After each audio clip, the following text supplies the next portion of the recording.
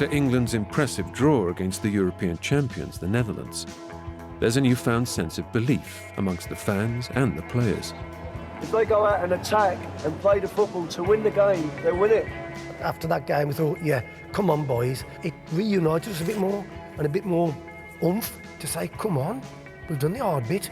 Come on, let's go through it. 0-0 was a positive result, so it made a big difference going into the next game against Egypt.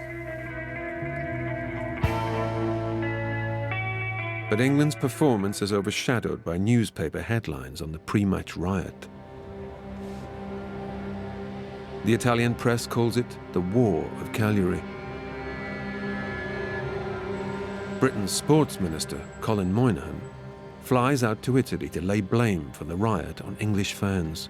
Clearly, incidents like this are appalling. Clearly, they damage our reputation internationally, particularly with regard to football supporters. English supporters fear that the ban on their clubs participating in European competition will now be extended. We'll go back to Europe now, will we? Some mindless idiots, being silly, drinking. I'm sick about it. I'd like to have seen England back. Though most English fans are ashamed of the violence, dozens of armed Italian police head to the campsites, looking to assert their dominance.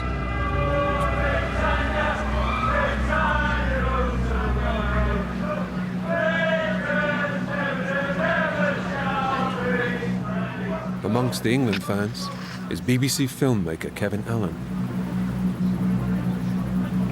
It's a 12 o'clock curfew tonight. It's 12:30. Guys are still up. A coachload of Carabinieri just arrived. This busload of Carabinieri just steamed into the campsite. It literally surrounded us with guns.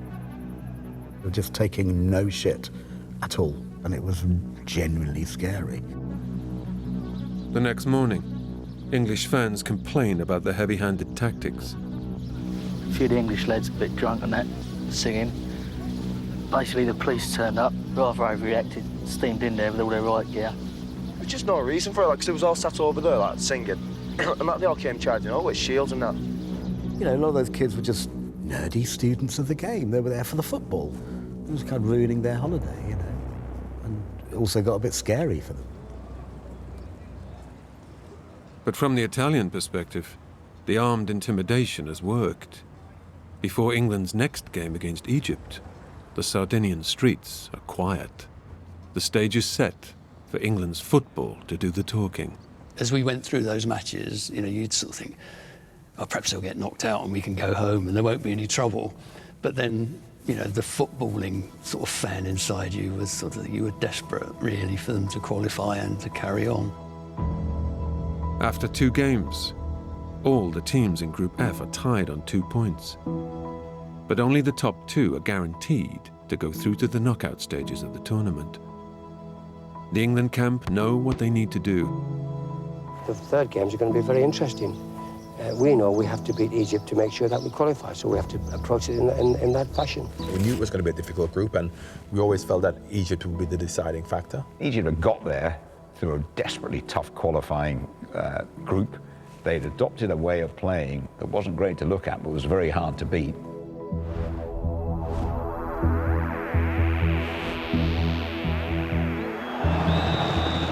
The game gets off to an edgy and physical start. They'd drawn against Holland, they'd drawn against Ireland. You knew it was going to be a tough match.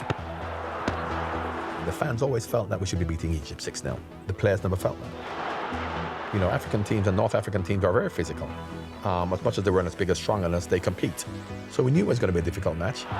You're thinking we could be gone. We could be back home, embarrassed.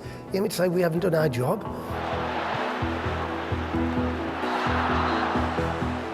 I've gone out in group stages, and to go back to the hotel and you think, I don't want to go home yet. It's not my time to go home. It's a hollow feeling.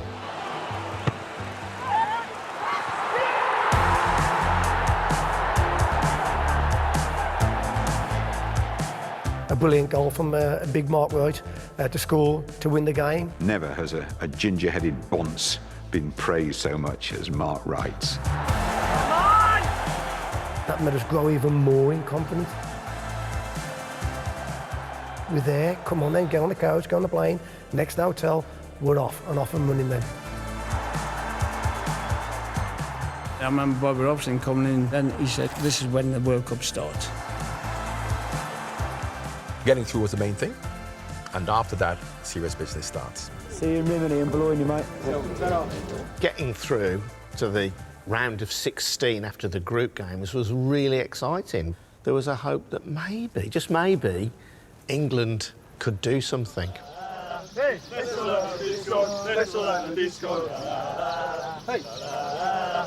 We were the underdogs, and we did the business. We showed them we could still play football. For England fans, it's a dream come true. For the Italian police, it's a nightmare. England fans are now leaving Sardinia and heading for the mainland. I think FIFA would have loved it if England had got knocked out and England fans never made it to the mainland at all. I think that's what they were hoping. The England supporters are already on the move, heading for the ferry ports on their way to Bologna. But as this force stands down, the police at Bologna are now preparing for their English invasion.